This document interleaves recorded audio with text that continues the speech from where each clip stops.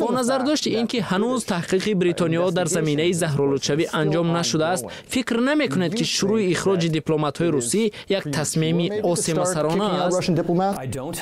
و فکرم عملی درست است. این عمل شهادت همرأیی ما با متفقمان بریتانیا می باشد.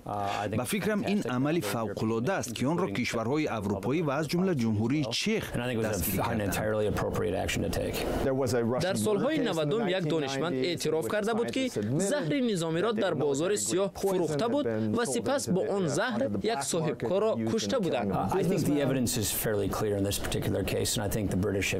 با فکرم در قضیه فعلی همه چیز روشن است و بریتانیا آن را واضح توصیف کرده است و این همان چیزی است که روسیه میکند. ما فکر میکنیم که روسیه این کار را انجام داده است، چون این عمل تحمل نمیشود. کشورهای متمدن چون این کار نمیکنند و فکرم اقدام مناسب است. ولی این تشنج است، تشنج دیپلماتی.